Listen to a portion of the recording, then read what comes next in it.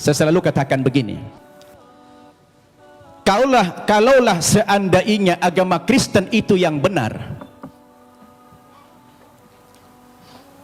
dengan tokohnya adalah Yesus, kemudian umat Kristen masuk ke dalam sorga, insya Allah umat Islam juga akan ikut masuk ke dalam sorga. Kenapa? Karena kita beriman kepada Yesus. Tetapi kalau Islamlah yang benar,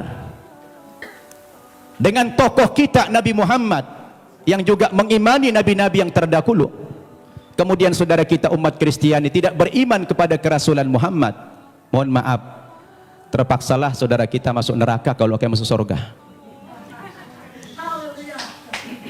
Ini untungnya menjadi umat Islam. Kenapa? Karena apa yang mereka imani kita imani juga, tetapi apa yang kita imani mereka tidak imani. Itulah perbedaan yang mendasar antara kita dengan umat Kristiani. Hanya persepsi tentang Nabi Isa, dia Tuhan atau Nabi. Berdasarkan ayat-ayat Alkitab yang sudah dipaparkan begitu banyak oleh Ustadz Insan Mokoginta tadi, ternyata ratusan ayat yang kontradiksi. Ada yang mengatakan Nabi Isa itu Tuhan, ada yang mengatakan dia Nabi. Oleh karena itu, saya ingin mengajak antum semua untuk merenung. Ketika kita berbicara Yesus itu Nabi atau Tuhan, apa yang menjadi parameter kita? Siapa yang paling punya otoritas membicarakan tokoh ini, Tuhan atau Nabi?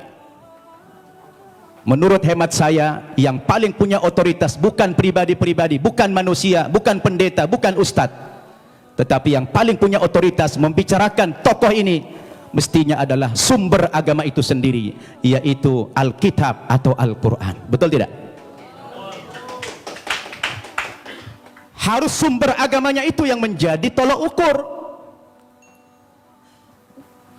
Sekarang kita pertanyakan, dari dua kitab suci ini, Al-Quran maupun Alkitab, yang mana yang memenuhi kriteria sebagai sebuah kitab suci? Nah, ini perlu kita uji. Ini perlu kita uji.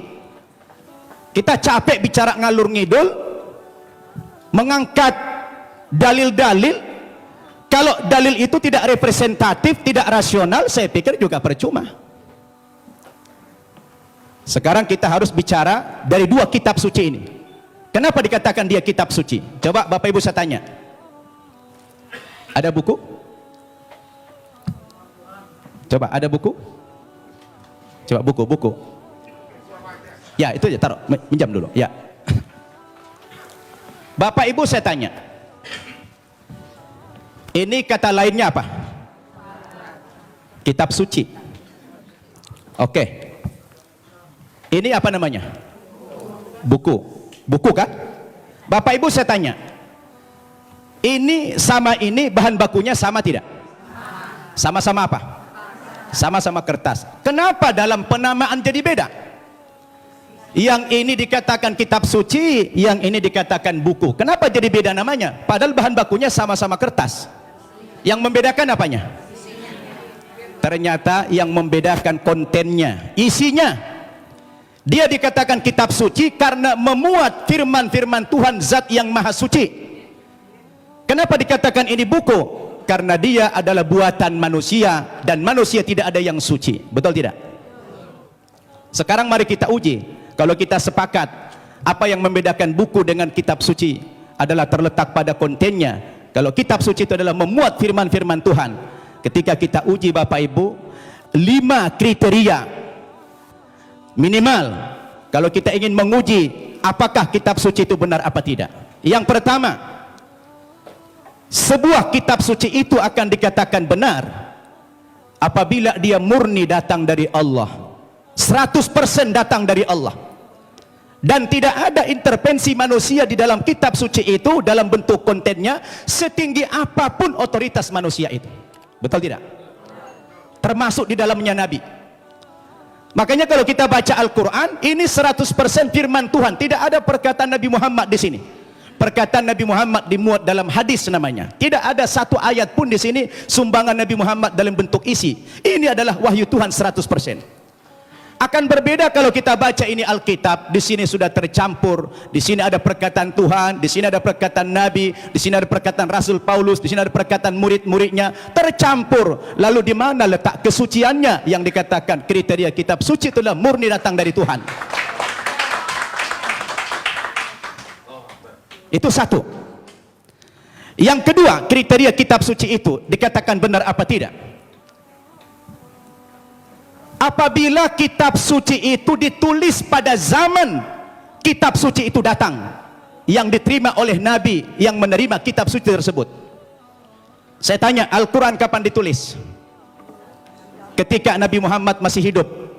Dia suruh sahabat menulis Al-Quran.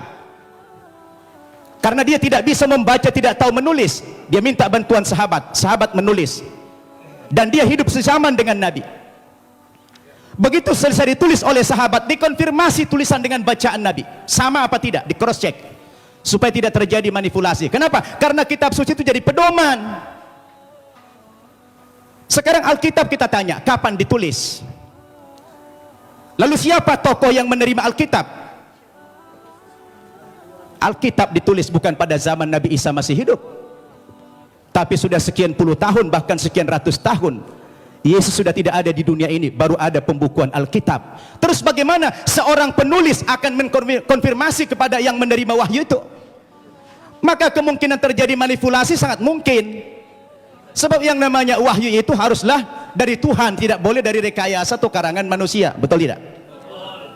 Dua itu kriteria, dan Alkitab gugur menurut hemat saya di situ. Yang ketiga, kriteria kebenaran sebuah kitab suci itu adalah seorang penulis wahyu secara moral haruslah orang yang jujur, terpercaya, bukan pendusta. Penulis Al-Quran adalah orang yang jujur.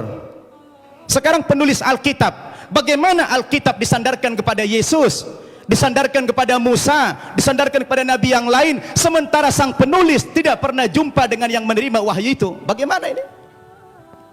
Maka gugurlah kesucian kitab tersebut. Kemudian yang keempat, kriteria kebenaran kitab suci itu adalah apabila isi kitab suci itu tidak kontradiksi, satu isi dia. Kalau sudah bertentangan satu ayat dengan ayat yang lain, lalu yang mana yang mau dipegang? Masa Tuhan menurunkan tuntunan pedoman hidup bagi manusia, tapi manusianya malah bingung.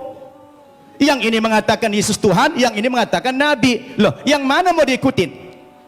Ternyata kalau kita baca Alkitab sendiri, tidak pernah kata-kata dari Yesus yang muncul pengakuan bahwa dia adalah Tuhan. Kalau kita baca dalam Injil Markus pasal 12 ayat 28 dan 29, ternyata Yesus sendiri mengatakan Tuhan itu adalah Allah yang Esa. Itu ada dalam Alkitab yang sudah dibaca oleh Pak Insan tadi. Lalu siapa yang mengatakan Yesus Tuhan? Itu Paulus ternyata. Yang mengatakan dia Tuhan itu Paulus, bukan Yesus. Semestinya Yesuslah yang lebih berhak mengatakan kalau dia Tuhan.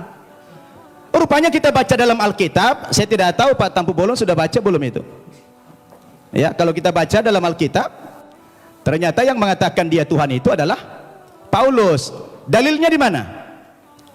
Dalam Kisah Para Rasul pasal 2 ayat 36. Ya, Kisah Para Rasul pasal 2 36. Apa kata Paulus? Jadi seluruh kaum Israel harus tahu dengan pasti bahwa Allah telah membuat Yesus yang kamu salibkan itu menjadi Tuhan dan Kristus. Coba. Ya, siapa yang mengatakan Yesus Tuhan? Paulus. Kemudian dalam kitab Filipi pasal 2 ayat 11, dan segala lidah mengaku Yesus Kristus adalah Tuhan bagi kemuliaan Allah Bapa.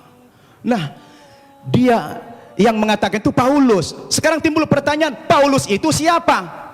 Paulus itu bukan muridnya Yesus, bukan sahabatnya Yesus, bukan pengikut Yesus, tapi Paulus itu adalah musuhnya Yesus. Nah, ini dia. Dan saya baca dalam Alkitab, ternyata aktor pendiri agama Kristen itu memang bukan Yesus. Yesus tidak pernah membawa agama Kristen. Yang mengatakan kata-kata Kristen itu adalah Paulus dalam Kisah Para Rasul pasal 11 ayat 25. Ketika dia mengajar di Antioquia lah pertama kali murid-murid itu dipanggil sebagai Kristen. Kristen artinya pengikut Kristus. Kristus artinya adalah juru selamat atau Al-Masih dalam Islam.